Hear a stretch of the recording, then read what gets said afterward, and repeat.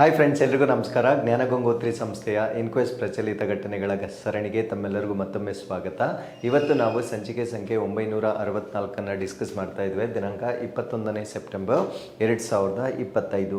ಇವತ್ತಿನ ಅಪ್ಡೇಟ್ಸನ್ನು ತಿಳಿಯುವ ಮುನ್ನ ಕಳೆದ ಸಂಚಿಕೆ 2 ಪ್ರಶ್ನೆಗಳ ಸರಿ ಉತ್ತರಗಳು. ಪ್ರಶ್ನೆ ಸಂಖ್ಯೆ 1ಕ್ಕೆ ಆಪ್ಷನ್ ಡಿ ಮತ್ತು ಪ್ರಶ್ನೆ ಸಂಖ್ಯೆ 2ಕ್ಕೆ ಆಪ್ಷನ್ ಡಿ ಸರಿ ಉತ್ತರವಾಗಿರುತ್ತೆ. ಹಾಗಿದ್ರೆ ಇವತ್ತಿನ ಮೊದಲನೇ ಪ್ರಶ್ನೆ, ಭಾರತದ ಮೊದಲ PM ಮಿತ್ರ ಪಾರ್ಕ್ ಅನ್ನು ಯಾವ ರಾಜ್ಯದಲ್ಲಿ ಸ್ಥಾಪನೆ ಮಾಡಲಾಗುತ್ತಿದೆ? The first PM Mitra park in India is coming up in which state? So ಈ ಒಂದು ಆರ್ಟಿಕಲ್ ಅಲ್ಲಿ ನಾವು PM ಮಿತ್ರ ಪಾರ್ಕ್ ಅಂದ್ರೆ ಏನು ಅಂತ ಡಿಸ್ಕಸ್ ಮಾಡೋಣ, ಅದರ ಬೆನಿಫಿಟ್ಸ್ ಅನ್ನ ಕೂಡ ನಾವು ಚರ್ಚೆ ಮಾಡೋಣ. ಬಟ್ ಅದಕ್ಕಿಂತ ಮುಂಚೆ ಈ ರೀತಿಯ PM ಮಿತ್ರ ಪಾರ್ಕ್ಗಳನ್ನು ಸ್ಥಾಪನೆ ಮಾಡಲಿಕ್ಕೆ ಕೆಲವೊಂದು ರಾಜ್ಯಗಳನ್ನು ಮಾತ್ರ ಆಯ್ಕೆ ಮಾಡಿಕೊಳ್ಳಲಾಗಿದೆ. ಈ ಎಲ್ಲ ರಾಜ್ಯಗಳಲ್ಲಿ ಮೊಟ್ಟ ಮೊದಲ ಬಾರಿಗೆ ಎಲ್ಲಿ PM ಮಿತ್ರ ಪಾರ್ಕ್ ಅನ್ನ ಸ್ಥಾಪನೆ ಮಾಡ್ತಾ ಇದ್ದಾರೆ ಅನ್ನೋದು ನಮ್ಮ ಪ್ರಶ್ನೆ ಆಗಿರುತ್ತೆ. ಸೊ ಈ ಪ್ರಶ್ನೆಗೆ ಸರಿಯಾದ ಉತ್ತರ ಮಧ್ಯಪ್ರದೇಶದಲ್ಲಿ ಈಗ ಮೊಟ್ಟ ಮೊದಲ PM ಮಿತ್ರ ಪಾರ್ಕ್ ಅನ್ನ ಸ್ಥಾಪನೆ ಮಾಡಲಿಕ್ಕೆ ಪ್ರಧಾನಮಂತ್ರಿಗಳು ಶಂಕುಸ್ಥಾಪನೆಯನ್ನ ನೆರವೇರಿಸಿರ್ತಾರೆ.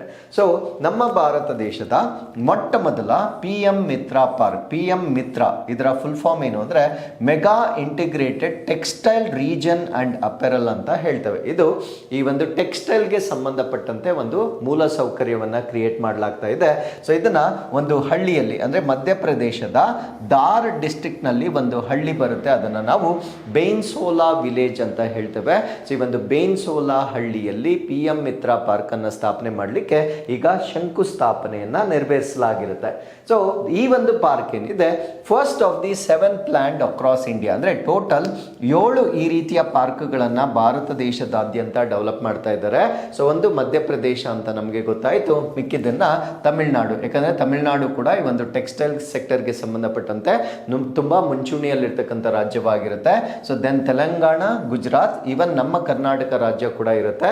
ಸೊ ಉತ್ತರ ಪ್ರದೇಶ ಮತ್ತು ಮಹಾರಾಷ್ಟ್ರ ಪ್ಲಸ್ ಮಧ್ಯಪ್ರದೇಶ, ಈ ರೀತಿಯಾಗಿ 7 ರಾಜ್ಯಗಳಲ್ಲಿ ಈ ಒಂದು PM ಮಿತ್ರ ಪಾರ್ಕ್ಗಳನ್ನು ಸ್ಥಾಪನೆ ಮಾಡಲಾಗುತ್ತೆ. ಸೊ ಹಾಗಿದ್ರೆ ಈ ಒಂದು PM ಮಿತ್ರ ಪಾರ್ಕ್ ನ ಫೀಚರ್ಸ್ ಅಥವಾ ಲಕ್ಷಣಗಳೇನು ಅಂತ ನಾವು ನೋಡೋದಾದ್ರೆ, ಸೊ ಯೂಶುವಲಿ 2158 ಎಕರೆ ಜಾಗದಲ್ಲಿ ಇದನ್ನ ಡೆವಲಪ್ ಮಾಡ್ತಾ ಇದ್ದಾರೆ.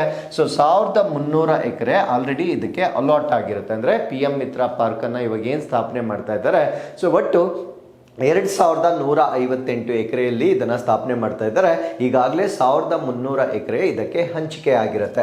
ಸೊ ಇಲ್ಲಿ 20 million litres per day common effluent treatment plant ಕೂಡ ಇರುತ್ತೆ. ಸೊ ಇದು ಕೇವಲ ಟೆಕ್ಸ್ಟೈಲ್ ಮಾತ್ರವಲ್ಲ, ಈವನ್ ಬೇರೆ ರೀತಿಯ ಒಂದು ಮೂಲ ಸೌಕರ್ಯಗಳನ್ನ ಕೂಡ ಇಲ್ಲಿ ಡೆವಲಪ್ ಮಾಡಲಾಗ್ತಾ ಇದೆ.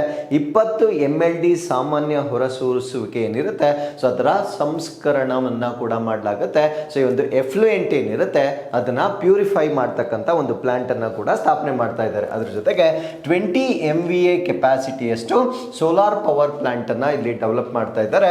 And continuous water and electricity supply ಇರುತ್ತೆ, ಅಂದ್ರೆ ಯಾವುದೇ ಕಾರಣಕ್ಕೂ ನೀರು ಅಥವಾ ವಿದ್ಯುತ್ ಸರಬರಾಜಿನಲ್ಲಿ ಯಾವುದೇ ರೀತಿಯ ಲೋಪಗಳು ಉಂಟಾಗೋದಿಲ್ಲ. 81 ಪ್ಲಗ್ ಅಂಡ್ ಪ್ಲೇ ಯೂನಿಟ್ ಗಳನ್ನ ಸ್ಥಾಪನೆ ಮಾಡ್ತಾರೆ, ಅಂದ್ರೆ 81 ಪ್ಲಗ್ ಅಂಡ್ ಪ್ಲೇ ಅಂದ್ರೆ ಯಾರಾದ್ರೂ ಅಲ್ಲಿ ಇಂಡಸ್ಟ್ರಿಗಳನ್ನ ಸ್ಥಾಪನೆ ಮಾಡಬೇಕಾಗಿದ್ರೆ ಎಲ್ಲ ಮೂಲ ಸೌಕರ್ಯಗಳು ಆಲ್ರೆಡಿ ಅಲ್ಲಿ ಇನ್ಸ್ಟಾಲ್ ಮಾಡಲಾಗಿರುತ್ತೆ. So just you need to visit and start your process from day 1. So ಇಷ್ಟು ಸುಸಜ್ಜಿತವಾಗಿ ಅಲ್ಲಿ ಮೂಲ ಸೌಕರ್ಯವನ್ನು ಡೆವಲಪ್ ಮಾಡಲಾಗುತ್ತೆ. And modern roads and worker housing, ಅಂದ್ರೆ ಆಧುನಿಕ ರಸ್ತೆಗಳು ಮತ್ತೆ ಕಾರ್ಮಿಕರ ವಸತಿಗಳನ್ನ ಕೂಡ ಅಲ್ಲಿ ನಿರ್ಮಾಣ ಮಾಡಲಾಗುತ್ತೆ. ಸೊ ಇದರ ಇನ್ವೆಸ್ಟ್ಮೆಂಟ್ ಅನ್ನ ನಾವು ನೋಡೋದಾದ್ರೆ 23,146 ಕೋಟಿ ರೂಪಾಯಿಗಳನ್ನ ಇಲ್ಲಿ ಇನ್ವೆಸ್ಟ್ ಮಾಡಲಾಗ್ತಾ ಇದೆ. ಸೊ ಫ್ರಮ್ 114 ಟೆಕ್ಸ್ಟೈಲ್ ಕಂಪನೀಸ್, ಅಂದ್ರೆ 114 ಜವಳಿ ಕಂಪನಿಗಳಿಂದ 23,146 ಕೋಟಿಗಳಷ್ಟು ಹಣವನ್ನ ಇಲ್ಲಿ ಪ್ರಸ್ತಾವನೆ ಮಾಡಲಾಗಿರುತ್ತೆ. And it can generate 1 lakh direct and 2 lakh indirect jobs, ಅಂದ್ರೆ 1 ಲಕ್ಷ ನೇರ ಮತ್ತೆ 2 ಲಕ್ಷ ಪರೋಕ್ಷ ಉದ್ಯೋಗಗಳನ್ನ ಒದಗಿಸ್ತಕ್ಕಂಥ ಒಂದು ಸಾಮರ್ಥ್ಯ ಇರುತ್ತೆ. ಸೊ ನಾವು what is the strategic vision, ಏನಕ್ಕೆ ನಾವು ಇದನ್ನ ಮಾಡ್ತಾ ಇದೀವಿ ಅಂತ ನಾವು ನೋಡೋದಾದ್ರೆ, boost global competitiveness of Indian textiles, ಅಂದರೆ ನಮ್ಮ ಭಾರತ ದೇಶದ ಜವಳಿ ಉದ್ಯಮ ಏನಿರುತ್ತೆ ಅದನ್ನು ಜಾಗತಿಕ ಮಟ್ಟದಲ್ಲಿ ನಮ್ಮ ಸ್ಪರ್ಧಾತ್ಮಕತೆಯನ್ನು ಹೆಚ್ಚು ಮಾಡ್ತಕ್ಕಂಥದ್ದು, ಅದರ ಜೊತೆಗೆ ಸಸ್ಟೈನಬಲ್ ಮ್ಯಾನುಫ್ಯಾಕ್ಚರಿಂಗ್, ಸುಸ್ಥಿರ ಉತ್ಪಾದನೆಯನ್ನು ಉತ್ತೇಜನ ಮಾಡ್ತಕ್ಕಂಥದ್ದು ಈ PM ಮಿತ್ರ ಪಾರ್ಕ್ನ ಇನ್ನೊಂದು ಉದ್ದೇಶವಾಗಿರುತ್ತೆ. And create export oriented hubs, ಅಂದರೆ ರಫ್ತನ್ನು ಹೆಚ್ಚು ಮಾಡುವ ಉದ್ದೇಶದಿಂದ ಕೇಂದ್ರಗಳನ್ನು ಸ್ಥಾಪನೆ ಮಾಡ್ತಕ್ಕಂಥದ್ದು ಇದರ ಉದ್ದೇಶವಾಗಿರುತ್ತೆ. ಇಲ್ಲಿ ಇನ್ನೊಂದು ವಿಶೇಷವಾಗಿರ್ತಕ್ಕಂಥ ಮಾಹಿತಿ ಏನು ಅಂದರೆ strengthen cotton based economies especially in tribal dominated regions like Malwa, ಅಂದರೆ ಈ ಮಾಲ್ವಾದಂತಹ ಬುಡಕಟ್ಟು ಪ್ರಾಬಲ್ಯದ ಪ್ರದೇಶಗಳಲ್ಲಿ ಹತ್ತಿ ಆಧಾರಿತ ಆರ್ಥಿಕತೆಯನ್ನು ಬಲಪಡಿಸುವ ಮುಖಾಂತರ ಇವನ್ ಬುಡಕಟ್ಟು ಜನಾಂಗಗಳಿಗೂ ಮಾತ್ರ ತಮ್ಮ ಒಂದು ಲೈವ್ಲಿಹುಡ್ ಅನ್ನು ಹೆಚ್ಚು ಮಾಡ್ತಕ್ಕಂಥ ಉದ್ದೇಶದಿಂದ ಸೊ ಈ ಒಂದು PM ಮಿತ್ರ ಪಾರ್ಕ್ಗಳನ್ನು ಲಾಂಚ್ ಮಾಡಲಾಗಿರುತ್ತೆ. So with this let's get in to question number 2. Hakki picky ಕಾಲೋನಿಯಲ್ಲಿ ಭಾರತದ ಮುಂಬರುವ ಹಸಿರು ಹೈಡ್ರೋಜನ್ ವಿದ್ಯುತ್ ಸ್ಥಾವರವು ಯಾವ ರಾಷ್ಟ್ರೀಯ ಉದ್ಯಾನವನದ ಬಳಿ ಬರಲಿದೆ? So India's upcoming green hydrogen power plant at Hakki Pikki colony is located near which national park? So ನಾನು ಮಾತಾಡ್ತಾ ಇರ್ತಕ್ಕಂಥದ್ದು ಹೈಡ್ರೋಜನ್ ಪವರ್ ಪ್ಲಾಂಟ್ ಬಗ್ಗೆ ಡಿಸ್ಕಸ್ ಮಾಡ್ತಾ ಇದ್ದೇನೆ. ಇದೊಂದು ಜಲಜನಕದ ಇಂಧನವಾಗಿರುತ್ತೆ. ಈ ಒಂದು ಜಲಜನಕದ ಇಂಧನವನ್ನು ಹಕ್ಕಿ ಪಿಕ್ಕಿ ಕಾಲೋನಿಯಲ್ಲಿ ಇದನ್ನು ಡೆವಲಪ್ ಮಾಡ್ತಾ ಇದ್ದಾರೆ. ಇದು ಯಾವ ನ್ಯಾಷನಲ್ ಪಾರ್ಕ್ನ ಬಳಿ ಇದೆ ಅನ್ನೋದು ನಮ್ಮ ಪ್ರಶ್ನೆ ಆಗಿರುತ್ತೆ. ಸೊ ಈ ಪ್ರಶ್ನೆಗೆ ಸರಿಯಾದ ಉತ್ತರ ಬನ್ಯಾರ್ಘಟ್ಟ ರಾಷ್ಟ್ರೀಯ ಉದ್ಯಾನದ ಬಳಿ ಈ ಒಂದು ಹೈಡ್ರೋಜನ್ ಸ್ಥಾವರವನ್ನು ಸ್ಥಾಪನೆ ಮಾಡಲಾಗ್ತಾ ಇದೆ. ಸೊ ಇದರ ಕಂಪ್ಲೀಟ್ ಮಾಹಿತಿಯನ್ನು ನಾವಿಲ್ಲಿ ಡಿಸ್ಕಸ್ ಮಾಡೋಣ. So hydrogen power plant to be set up on Bengaluru outskirts, ಅಂದರೆ ಬೆಂಗಳೂರಿನ ಹೊರವಲಯದಲ್ಲಿ ಈ ಒಂದು ಜಲಜನಕದ ಸ್ಥಾವರವನ್ನು ಈಗ ಸ್ಥಾಪನೆ ಮಾಡ್ತಾ ಇದ್ದಾರೆ. ಸೊ ಜಲಜನಕದ ಸ್ಥಾವರ ಅಂದರೆ ಏನು? ಜಲಜನಕ ಅಂದರೆ ವಾಟರ್ ಏನಿರುತ್ತೆ, ಅಂದರೆ ನಮ್ಗೆ ಸಿಗ್ತಕ್ಕಂಥ ನೀರು ಏನಿರುತ್ತೆ, ಸೊ ಇದಕ್ಕೆ ಎಲೆಕ್ಟ್ರಿಸಿಟಿಯನ್ನು ಪಾಸ್ ಮಾಡ್ತಾರೆ, ವಿದ್ಯುತ್ತನ್ನು ಪಾಸ್ ಮಾಡ್ತಾರೆ. ಸೊ ವಿದ್ಯುತ್ತನ್ನು ಪಾಸ್ ಮಾಡುವ ಮುಖಾಂತರ ಹೈಡ್ರೋಜನ್ ಸಪ್ರೇಟ್ ಆಗುತ್ತೆ ಮತ್ತು ಆಕ್ಸಿಜನ್ ಸಪ್ರೇಟ್ ಆಗುತ್ತೆ. ಸೊ ಈ ಒಂದು ಹೈಡ್ರೋಜನ್ನನ್ನು ನಾವು ಇಂಧನವಾಗಿ ಯೂಸ್ ಮಾಡ್ಬೋದಾಗಿರುತ್ತೆ. ಈ ಒಂದು ಆಕ್ಸಿಜನ್ನನ್ನು ನಾವು ಹಾಸ್ಪಿಟಲ್ಸ್ಗಳಲ್ಲಿ ಆಕ್ಸಿಜನ್ ಸಿಲಿಂಡರ್ಗಳ ರೀಫಿಲ್ ಮಾಡಲಿಕ್ಕೆ ಈ ಒಂದು ಆಕ್ಸಿಜನ್ನನ್ನು ನಾವು ಯೂಸ್ ಮಾಡ್ಬೋದಾಗಿರುತ್ತೆ. ಸೊ ಈ ಒಂದು ಹೈಡ್ರೋಜನ್ ಫ್ಯೂಯಲ್ ಏನಿರುತ್ತೆ ಇದು ತುಂಬ ಎಫಿಷಿಯೆಂಟ್ ಆಗಿರ್ತಕ್ಕಂಥ ಫ್ಯೂಯಲ್ ಆಗಿರುತ್ತೆ. ಹೈ ಟೆಂಪರೇಚರ್ ಮತ್ತು ಹೀಟ್ ಅವಶ್ಯಕತೆ ಇರತಕ್ಕಂಥ ಇಂಡಸ್ಟ್ರೀಸ್ಗಳಲ್ಲಿ ಈ ಒಂದು ಹೈಡ್ರೋಜನ್ನನ್ನು ನಾವು ಯೂಸ್ ಮಾಡ್ಬೋದಾಗಿರುತ್ತೆ. ಸೊ ಈ ವಾಟರನ್ನು ನಾವು ಸ್ಪ್ಲಿಟ್ ಮಾಡಲಿಕ್ಕೆ ಅದನ್ನು ನಾವು ಹೈಡ್ರೋಲೈಸಿಸ್ ಅಥವಾ ಎಲೆಕ್ಟ್ರೋಲೈಸಿಸ್ ಅಂತ ಹೇಳ್ತೇವೆ, ವಿದ್ಯುತ್ ವಿಭಜನೆ ಅಂತ ಹೇಳ್ತೇವೆ. ಸೊ ಅಲ್ಲಿಗೆ ಈ ವಾಟರನ್ನು ಸ್ಪ್ಲಿಟ್ ಮಾಡಲಿಕ್ಕೆ ನಾವು ಯಾವ ಮೂಲದಿಂದ ಎಲೆಕ್ಟ್ರಿಸಿಟಿಯನ್ನು ಉಪಯೋಗಿಸ್ಕೊಳ್ತೇವೆ ಆ ಮೂಲದ ಆಧಾರದ ಮೇಲೆ ಹೈಡ್ರೋಜನ್ಗೆ ಬೇರೆ ಬೇರೆ ಕಲರ್ ಕೋಡ್ಸ್ ಅನ್ನ ಕೊಟ್ಟಿರ್ತಾರೆ. ಫಾರ್ ಎಕ್ಸಾಂಪಲ್ ಇವಾಗ ಗ್ರೀನ್ ಹೈಡ್ರೋಜನ್ ಅಂತ ಕರಿತೇವೆ. ಗ್ರೀನ್ ಹೈಡ್ರೋಜನ್ ಅಂತ ಕರಿಬೇಕಾಗಿದ್ರೆ ನಾವು ಇಲ್ಲಿ ಬಳಕೆ ಮಾಡ್ತಕ್ಕಂಥ ಎಲೆಕ್ಟ್ರಿಸಿಟಿ ರಿನ್ಯೂಬಲ್ ಸೋರ್ಸ್ ಇಂದ ಬಂದಿರಬೇಕು, ನವೀಕರಿಸಬಹುದಾದ ಇಂಧನ ಮೂಲಗಳಿಂದ ವಿದ್ಯುತ್ತನ್ನು ಉಪಯೋಗಿಸಿಕೊಂಡು ಇಲ್ಲಿರ್ತಕ್ಕಂಥ ನೀರನ್ನ ಸ್ಪ್ಲಿಟ್ ಮಾಡಿ ಹೈಡ್ರೋಜನ್ ಅನ್ನ ನಾವು ಕ್ಯಾಪ್ಚರ್ ಮಾಡಿದ್ರೆ ಆ ರೀತಿಯ ಹೈಡ್ರೋಜನ್ ಅನ್ನ ನಾವು ಗ್ರೀನ್ ಹೈಡ್ರೋಜನ್ ಅಥವಾ ಹಸಿರು ಜಲಜನಕ ಅಂತ ಕರಿತೇವೆ. ಸೊ ಎರಡನೆಯದನ್ನ ಬ್ಲೂ ಹೈಡ್ರೋಜನ್ ಅಥವಾ ನೀಲಿ ಜಲಜನಕ ಅಂತ ಹೇಳ್ತೇವೆ. ಸೊ ಇದನ್ನ ಗ್ರೇ ಅಥವಾ brown hydrogen with its carbon dioxide captured, ಅಂದ್ರೆ ಗ್ರೇ ಮತ್ತೆ ಇನ್ನೊಂದು ಬ್ರೌನ್ ಹೈಡ್ರೋಜನ್ ಅಂತ ಬರುತ್ತೆ, ಅದನ್ನ ನಾನು ಮುಂದೆ ಡಿಸ್ಕಸ್ ಮಾಡ್ತೇನೆ.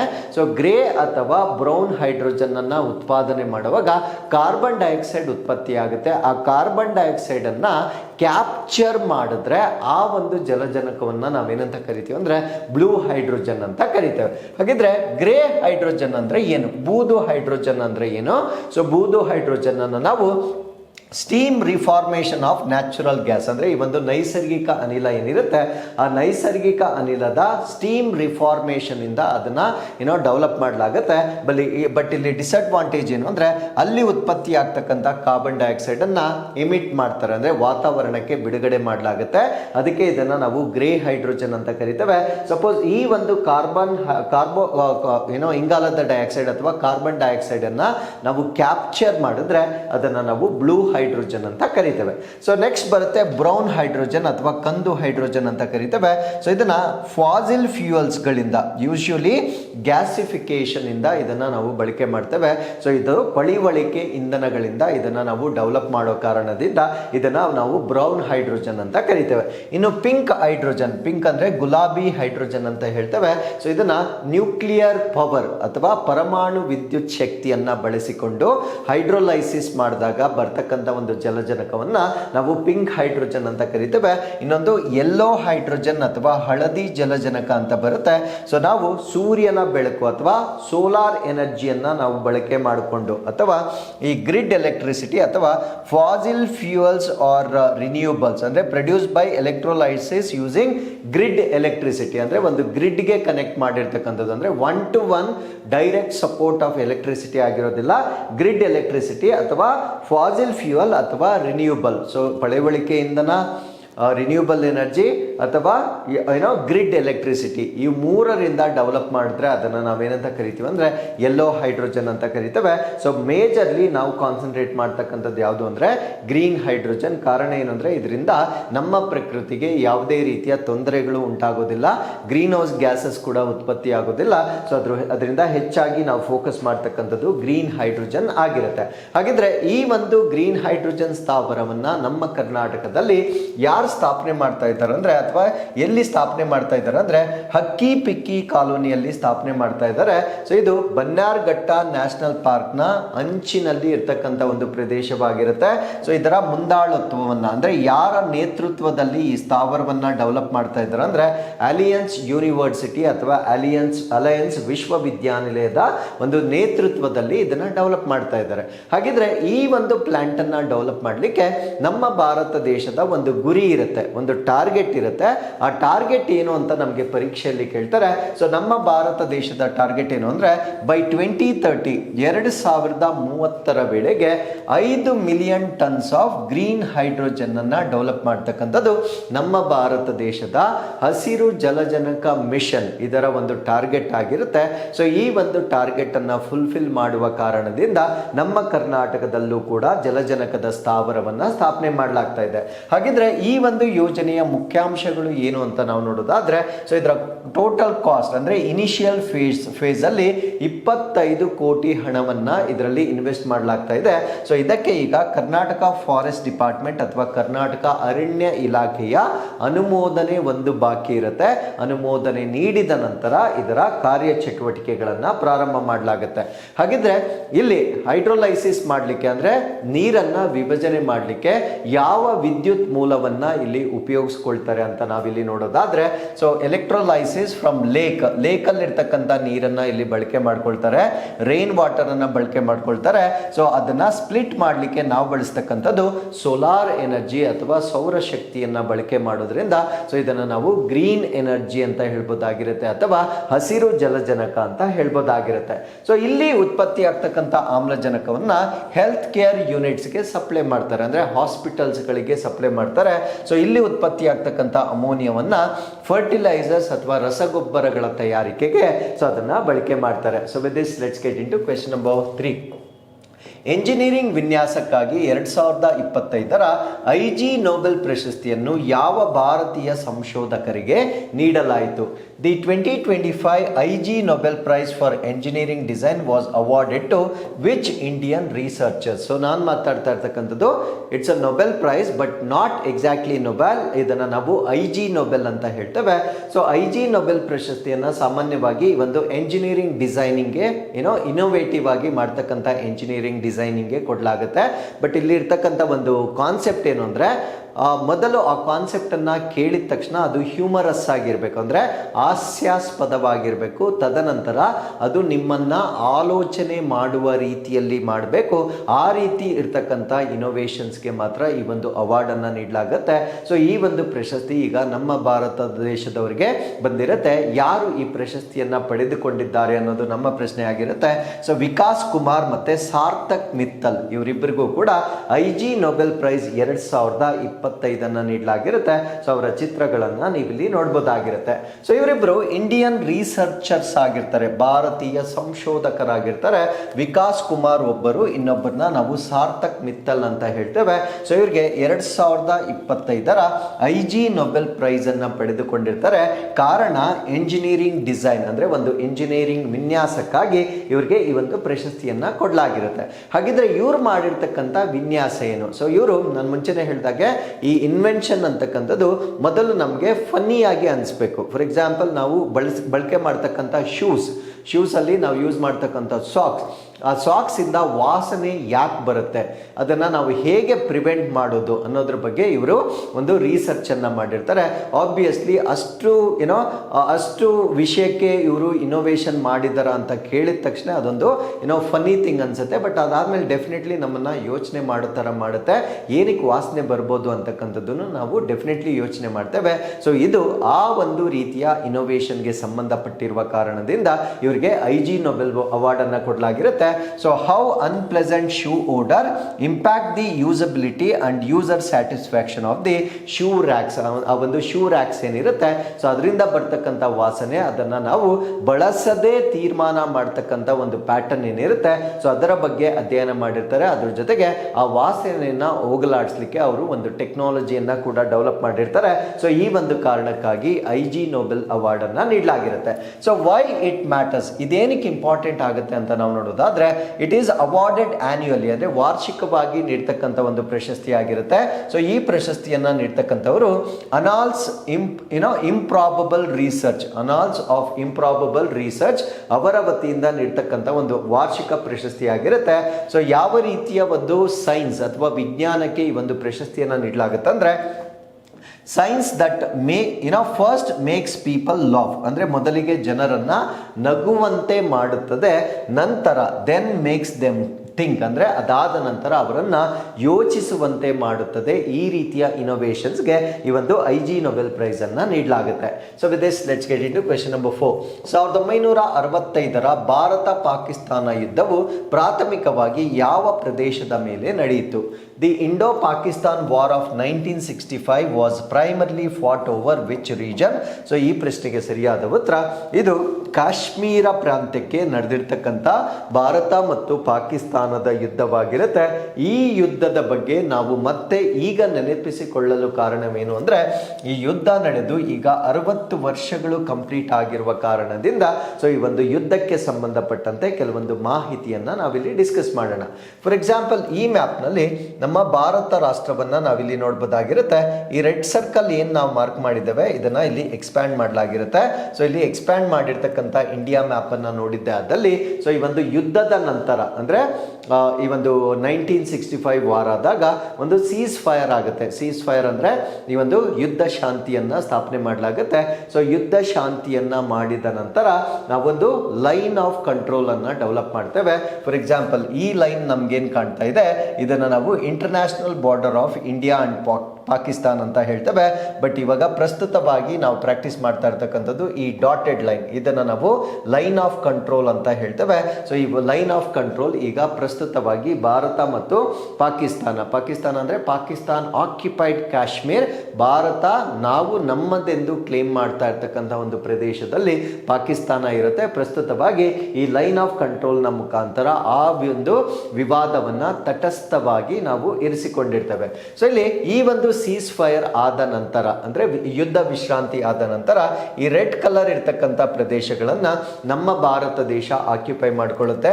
ಈ ಗ್ರೀನ್ ಕಲರ್ ಇರ್ತಕ್ಕಂಥ ಪ್ರದೇಶಗಳು, ಫಾರ್ ಎಕ್ಸಾಂಪಲ್ ಇಲ್ಲೂ ಕೂಡ ರೆಡ್ ಕಲರ್ ಇರ್ತಕ್ಕಂಥ ಒಂದು ಪ್ರದೇಶಗಳನ್ನ ನಮ್ಮ ಭಾರತ ರಾಷ್ಟ್ರ, ಸೊ ಇಲ್ಲಿರ್ತಕ್ಕಂಥದ್ದು ಈ ಭಾಗವನ್ನ ಎಕ್ಸ್ಪ್ಯಾಂಡ್ ಮಾಡಿದ್ರೆ ಈ ಮ್ಯಾಪ್ ಅಲ್ಲಿ ನಾವು ನೋಡ್ಬೋದಾಗಿರುತ್ತೆ.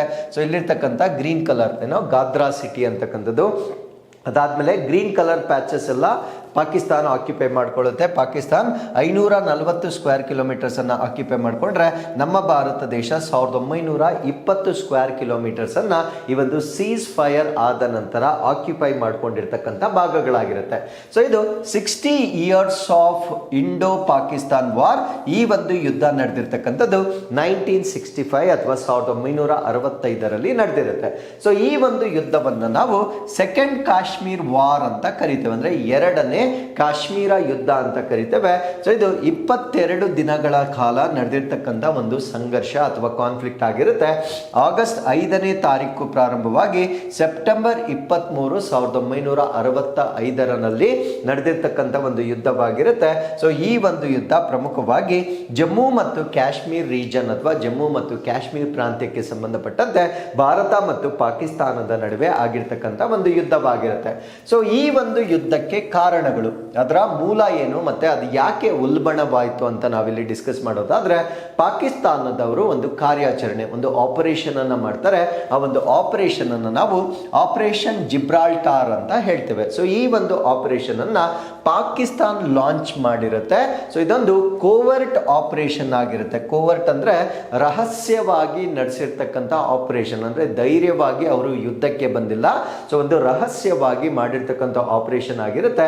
ಸೊ ಈ ಒಂದು ಆಪರೇಷನ್ ಅಲ್ಲಿ ಅವ್ರು ಮಾಡಿರ್ತಕ್ಕಂಥ ಒಂದು ಟ್ರಿಕ್ ಏನು ಅಂದ್ರೆ, thousands of soldiers disguised as locals in to Kashmir. ಅವ್ರೇನ್ ಮಾಡ್ತಾರೆ ಅಂದ್ರೆ, ಸಾವಿರಾರು ಸೈನಿಕರನ್ನ ಕಾಶ್ಮೀರಿಗಳ ರೂಪದಲ್ಲಿ ನಮ್ಮ ದೇಶಕ್ಕೆ ನುಸುಳುವಂತೆ ಮಾಡ್ತಾರೆ. ಸೊ ಅದನ್ನೇ ನಾವೇನಂತ ಕರಿತೀವಿ ಅಂದ್ರೆ ಆಪರೇಷನ್ ಜಿಬ್ರಾಲ್ಟಾರ್ ಅಂತ ಕರಿತೇವೆ. ಬಟ್ ಅವರ ಒಂದು ಪ್ಲಾನ್ ಫೇಲ್ ಆಗುತ್ತೆ. ಕಾರಣ ಏನಂದ್ರೆ, the plan failed as Kashmiris reported the intruders to Indian authority. ಅಂದ್ರೆ ಅಲ್ಲಿರ್ತಕ್ಕಂಥ ಸ್ಥಳೀಯರು ಏನ್ ಮಾಡ್ತಾರೆ ಅಂದ್ರೆ, ಈ ರೀತಿಯಾಗಿ ಪಾಕಿಸ್ತಾನದವರು ಮರೆಮಾಚಿ ನಮ್ಮ ಪ್ರಾಂತ್ಯಗಳಿಗೆ ಬರ್ತಾ ಇದ್ದಾರೆ ಅಂತಕ್ಕಂಥ ಮಾಹಿತಿಯನ್ನ ಸರ್ಕಾರಕ್ಕೆ ತಿಳಿಸ್ತಾರೆ. ಸೊ ಅದಾದ್ಮೇಲೆ ಏನಾಗುತ್ತೆ ಅಂದ್ರೆ, India retaliated by capturing strategic positions like Haji Pir pass. ಅಂದ್ರೆ ಒಂದು ಪಾಸ್ ಇರುತ್ತೆ, ಆ ಪಾಸ್ನ ಮುಖಾಂತರ ಈ ಒಂದು ಸೈನಿಕರು, ಪಾಕಿಸ್ತಾನದ ಒಂದು ಸೈನಿಕರು ಡಿಸ್ಗೈಸ್ ಆಗಿ ಕಾಶ್ಮೀರಕ್ಕೆ ಎಂಟರ್ ಆಗ್ತಾ ಇರ್ತಾರೆ. ಸೊ ಆ ಪಾಸ್ ಅನ್ನ ನಾವು ಹಾಜಿ ಪಿರ್ ಪಾಸ್ ಅಂತ ಕರೀತೇವೆ. ಸೊ ಈ ಪಾಸ್ ಅನ್ನ ನಮ್ಮ ಭಾರತ ದೇಶದವರು ಆಕ್ಯುಪೈ ಮಾಡಿಕೊಳ್ಳುವ ಮುಖಾಂತರ ಅಥವಾ ಅದನ್ನ ತಡೆಯುವ ಮುಖಾಂತರ ಈ ಒಂದು ಇಂಟ್ರೂಡರ್ಸ್ ಅನ್ನ ನಮ್ಮ ಭಾರತ ದೇಶ ಬ್ಲಾಕ್ ಮಾಡುತ್ತೆ. ಸೊ ಅದಾದ್ಮೇಲೆ ಆಪರೇಷನ್ ಗ್ರ್ಯಾಂಡ್ ಸ್ಲಾಮ್ ಅಂತ ಬರುತ್ತೆ. ಸೊ ಆಪರೇಷನ್ ಜಿಬ್ರಾಲ್ಟಾರ್ ಮುಗೀತು. ಸೊ ಇವಾಗ ನಾವು ಹೇಳ್ತಾ ಇರ್ತಕ್ಕಂಥದ್ದು ಆಪರೇಷನ್ ಗ್ರ್ಯಾಂಡ್ ಸ್ಲಾಮ್ ಅಂತ ಹೇಳ್ತೇವೆ. ಏನಿದು ಆಪರೇಷನ್ ಗ್ರ್ಯಾಂಡ್ ಸ್ಲಾಮ್ ಅಂದ್ರೆ, ಪಾಕಿಸ್ತಾನ್ ದೆನ್ ಅಟ್ಯಾಕ್ ಅಖನೂರು ಬ್ರಿಡ್ಜ್ ಇನ್ ಜಮ್ಮು. ಸೊ ಜಮ್ಮು ಅಲ್ಲಿರ್ತಕ್ಕಂಥ ಒಂದು ಸೇತುವೆ, ಆ ಸೇತುವೆಯನ್ನು ನಾವು ಅಖನೂರು ಸೇತುವೆ ಅಂತ ಕರಿತೇವೆ. ಏನಕ್ಕೆ ಇದು ಇಂಪಾರ್ಟೆಂಟ್ ಆಗುತ್ತೆ ಅಂದ್ರೆ, ನಮ್ಮ ಭಾರತ ದೇಶದ ಪ್ರಮುಖವಾಗಿರ್ತಕ್ಕಂಥ ಕಮ್ಯುನಿಕೇಶನ್ ಲೈನ್ ಆಗಿರುತ್ತೆ, ಅಂದ್ರೆ ಸಂವಹನ ಮಾರ್ಗವಾಗಿರುತ್ತೆ. ಸೊ ಈ ಸಂವಹನ ಮಾರ್ಗವನ್ನ ಪಾಕಿಸ್ತಾನದವರು ಆಕ್ಯುಪೈ ಮಾಡ್ಕೊಳ್ತಾರೆ. So that they can block us, ನಮ್ಮನ್ನ ಬ್ಲಾಕ್ ಮಾಡ್ತಕ್ಕಂಥದ್ದು ಅವರ ಉದ್ದೇಶವಾಗಿರುತ್ತೆ. But suddenly there was a change in Pakistan command. They stalled ಅಂದ್ರೆ ಡ್ಯೂ ಟು ಸಮ್ ರೀಸನ್ಸ್ ಅವರು ಅದನ್ನ ಮುಂದುವರಿಸಲಿಕ್ಕೆ ಸಾಧ್ಯವಾಗೋದಿಲ್ಲ.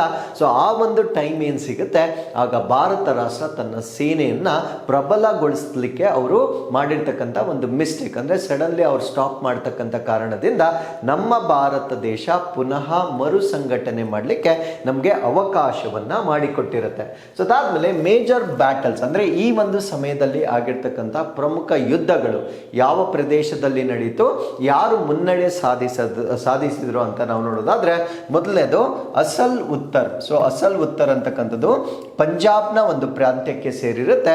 So India repelled Pakistan armoured thrust CQMH Abdul Hamid destroyed several tanks. CQMH ಅಂತಕ್ಕಂಥದ್ದು ಒಂದು position ಆಗಿರುತ್ತೆ. ಸೊ ಅಲ್ಲಿ ಅಬ್ದುಲ್ ಹಮೀದ್ ಅಂತಕ್ಕಂಥವರು ಹಲವಾರು ಟ್ಯಾಂಕ್ಗಳನ್ನ ಅವರು ನಾಶಪಡಿಸ್ತಾರೆ. ಸೊ ಭಾರತ ರಾಷ್ಟ್ರ ಇಲ್ಲಿ ಪ್ರಾಬಲ್ಯವನ್ನ ಈ ಒಂದು ಪ್ರಾಂತ್ಯದಲ್ಲಿ ಸ್ಥಾಪಿತನ್ನ ಪಡಿಸುತ್ತೆ. ಸೊ ಅದಾದ್ಮೇಲೆ ದೋಗ್ರೈ ಅಂತಕ್ಕಂಥ ಇನ್ನೊಂದು ಯುದ್ಧ. ಸೊ ಇದು ನಿಯರ್ ಲಾಹೋರ್ ಅಲ್ಲಿ, ಲಾಹೋರ್ನ ಬಳಿ ನಡೆದಿರ್ತಕ್ಕಂಥ ಯುದ್ಧವಾಗಿರುತ್ತೆ. Indian forces captured key territories ಅಂದ್ರೆ ಭಾರತ ಸೇನೆ ಪ್ರಮುಖವಾಗಿರ್ತಕ್ಕಂಥ ಭೂ ಪ್ರದೇಶಗಳನ್ನ ವಶಪಡಿಸಿಕೊಂಡಿರುತ್ತೆ. ಸೊ ನೆಕ್ಸ್ಟ್ ಬ್ಯಾಟಲ್ ಅನ್ನು ನಾವು ಚೆವಿಂಡಾ ಅಂತ ಕರಿತೇವೆ. ಸೊ ಇದು ಸಿಯಾಲ್ಕೋಟ್ ಸೆಕ್ಟರ್ ಅಲ್ಲಿ ಅಥವಾ ಸಿಯಾಲ್ಕೋಟ್ ಪ್ರಾಂತ್ಯದಲ್ಲಿ ನಡೆದಿರ್ತಕ್ಕಂಥ ಯುದ್ಧವಾಗಿರುತ್ತೆ. So one of the largest tank battle since world war II ended in stalemate ಅಂದ್ರೆ ವಿಶ್ವ ಸಮರ 2ರ ನಂತರ ನಡೆದಿರ್ತಕ್ಕಂಥ ಬಹುದೊಡ್ಡ ಟ್ಯಾಂಕ್ ಯುದ್ಧ ಇದಾಗಿರುತ್ತೆ. ಬಟ್ ಅನ್ಫಾರ್ಚುನೇಟ್ಲಿ ಯಾರೊಬ್ಬರಿಗೂ ಒಂದು ಕ್ಲಿಯರ್ ಆಗಿರ್ತಕ್ಕಂಥ ಒಂದು ಗೆಲುವು ಅಂತ ಸಿಗೋದಿಲ್ಲ, ತಟಸ್ಥವಾಗಿ ಎಂಡ್ ಆಗಿರ್ತಕ್ಕಂಥ ಒಂದು ಯುದ್ಧ ಇದಾಗಿರುತ್ತೆ. ಸೊ ಈ ಒಂದು ಯುದ್ಧಕ್ಕೆ ನಂತರ ಕದನ ವಿರಾಮ ಬರುತ್ತೆ. ಆ ಒಂದು ಕದನ ವಿರಾಮ ಅದನ್ನ ಮೀಡಿಯೇಟ್ ಮಾಡಿರ್ತಕ್ಕಂಥವ್ರು ಯಾರು ಅಂದ್ರೆ ಯುನೈಟೆಡ್ ನೇಷನ್ಸ್ ಅಂದ್ರೆ ವಿಶ್ವಸಂಸ್ಥೆ ಏನಾಗುತ್ತಂದ್ರೆ ಸೊ ಈ ಒಂದು ಯುದ್ಧವನ್ನ ನಿಲ್ಲಿಸಲು ಯಶಸ್ವಿ ಆಗುತ್ತೆ. ಸೊ ಅದಾದ ನಂತರ ಕದನ ವಿರಾಮವನ್ನ ಘೋಷಣೆ ಮಾಡಲಾಗುತ್ತೆ. ಸೆಪ್ಟೆಂಬರ್ 23, 1965 ಸೀಸ್ ಫೈರ್ ಅಥವಾ ಕದನ ವಿರಾಮಕ್ಕೆ ವಿಶ್ವಸಂಸ್ಥೆಯು ಮಧ್ಯಸ್ಥಿಕೆಯನ್ನ ವಹಿಸುತ್ತೆ. ಸೊ ಅದಾದ್ಮೇಲೆ ಒಂದು ಅಗ್ರಿಮೆಂಟ್ ಆಗುತ್ತೆ. ಆ ಒಂದು ಒಪ್ಪಂದವನ್ನ ನಾವು ತಷ್ಕೆಂಟ್ ಅಗ್ರಿಮೆಂಟ್ ಅಂತ ಹೇಳ್ತೇವೆ. So it is signed on January 10, 1966, 1966 ಜನವರಿ 10 ತಾಷ್ಕೆಂಟ್ ಒಪ್ಪಂದಕ್ಕೆ ಸಹಿ ಹಾಕಲಾಗುತ್ತೆ.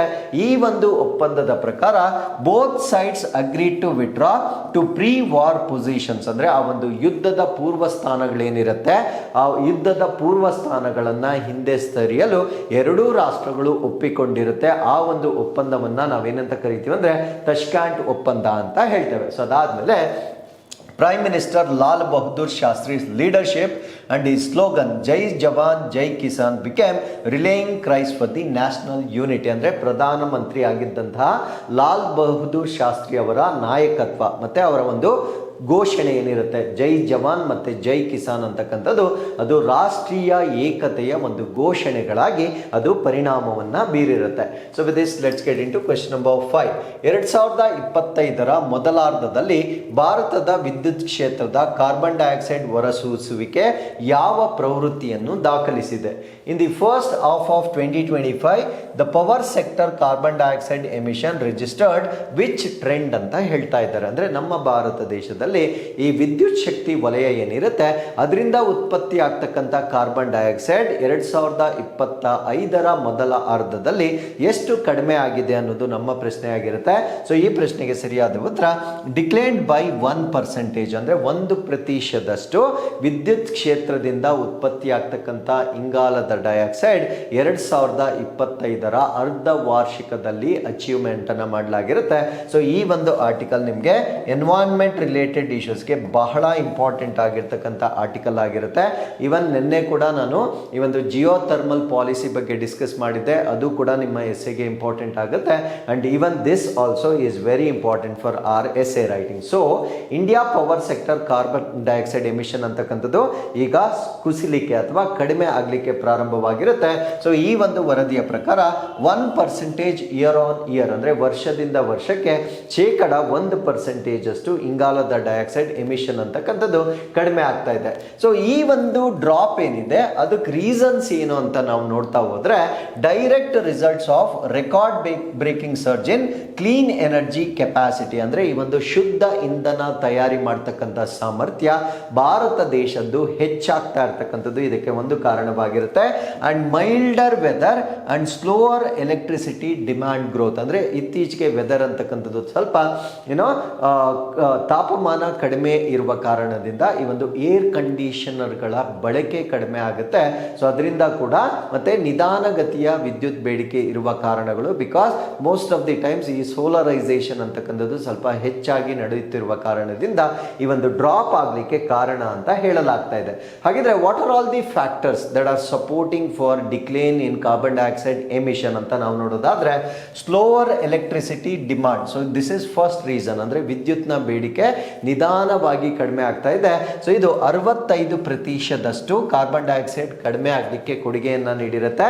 ಸೊ ಅದಾದ್ಮೇಲೆ ಶುದ್ಧ ಇಂಧನ ಕ್ಲೀನ್ ಎನರ್ಜಿಯನ್ನ ಡೆವಲಪ್ ಮಾಡಿರ್ತಕ್ಕಂಥದ್ದು ಇದು 20% ಕೊಡುಗೆಯನ್ನ ನೀಡಿರುತ್ತೆ. ಸೊ ಅದಾದ್ಮೇಲೆ ಹೆಚ್ಚಿನ ಜಲ ವಿದ್ಯುತ್ ಹೈಡ್ರೋ ಎಲೆಕ್ಟ್ರಿಸಿಟಿ ಪ್ರೊಡಕ್ಷನ್ ಹೆಚ್ಚಾಗಿರ್ತಕ್ಕಂಥದ್ದು 15% ಅಷ್ಟು ನಮಗೆ ಇಂಗಾಲದ ಡೈಆಕ್ಸೈಡ್ ಅನ್ನ ಕಡಿಮೆ ಮಾಡಲಿಕ್ಕೆ ಸಪೋರ್ಟ್ ಮಾಡಿರುತ್ತೆ. So 25.1 gigawatts of non-fossil fuel capacity is added in Jan to June 2025, ಅಂದ್ರೆ 2025 ಮೊದಲ 6 ತಿಂಗಳಲ್ಲಿ ಜನವರಿಯಿಂದ ಜೂನ್ ವರೆಗೂ ನಾವು 21.1 ಗಿಗಾವ್ಯಾಟ್ಸ್ ಅಷ್ಟು ಪಳಿವಳಿಕೆ ಏತರ ಸಾಮರ್ಥ್ಯವನ್ನ ನಮ್ಮ ಭಾರತ ದೇಶದಲ್ಲಿ ನಾವು ವೃದ್ಧಿ ಮಾಡಿರ್ತೇವೆ. 69% increase over the previous year, ಅಂದ್ರೆ ಕಳೆದ ವರ್ಷಕ್ಕೆ ನಾವು ಹೋಲಿಕೆ ಮಾಡಿದಾಗ 69% ಈ ಒಂದು ನಾನ್ ಫಾಸಿಲ್ ಫಾಸಿಲ್ ಫ್ಯೂಯಲ್ ಕೆಪಾಸಿಟಿಯನ್ನು ನಮ್ಮ ಭಾರತ ದೇಶದಲ್ಲಿ ನಾವು ಹೆಚ್ಚು ಮಾಡ್ಕೊಂಡಿರ್ತೇವೆ. ಹಾಗಿದ್ರೆ ಸೊ ಕ್ಲೀನ್ ಎನರ್ಜಿ ಕಾಂಟ್ರಿಬ್ಯೂಟೆಡ್, ಯಾರು ಶುದ್ಧ ಇಂಧನಕ್ಕೆ ಕೊಡುಗೆ ನೀಡ್ತಾ ಇದ್ದಾರೆ ಅಂತ ನಾವು ನೋಡೋದಾದ್ರೆ 62% of new generation from solar ಅಥವಾ ಸೌರಶಕ್ತಿಯಿಂದ 62% ಹೊಸ ಉತ್ಪಾದನೆಯನ್ನ ಸೌರಶಕ್ತಿಯಿಂದ ಪಡಿತಾ ಇದ್ದಾವೆ. 16% ಹೈಡ್ರೋ ಪವರ್ ಇಂದ, 13% ವಿಂಡ್ ಅಥವಾ ಪವನ ಶಕ್ತಿಯಿಂದ, 8% ನಾವು ನ್ಯೂಕ್ಲಿಯರ್ ಮತ್ತು ಪರಮಾಣು ವಿದ್ಯುತ್ ಶಕ್ತಿಯಿಂದ 8% ಅನ್ನ ನಾವು ಮೊದಲ ಅರ್ಧದಲ್ಲಿ ಉತ್ಪತ್ತಿ ಮಾಡಿರ್ತೇವೆ. ಸೊ ಇಷ್ಟು ಮಾಹಿತಿಯೊಂದಿಗೆ ನಾವು ಇನ್ಕ್ವೆಸ್ಟ್ ಚಾಲೆಂಜ್ ನಂಬರ್ 964ಗೆ ಬಂದಿರ್ತೇವೆ. ಸೊ ಇದು ಪ್ರಶ್ನೆ ಸಂಖ್ಯೆ 1. You can just pause the video here, go through the question and give us the answer and this is question number 2. So ಇಲ್ಲಿಗೆ ಇವತ್ತಿನ ಎಲ್ಲ ಅಪ್ಡೇಟ್ಸ್ಗಳು ಕಂಪ್ಲೀಟ್ ಆಗಿರುತ್ತೆ. So once again I will meet you tomorrow with tomorrow's updates. Till then keep reading, take care of yourselves, and thank you very much for watching this.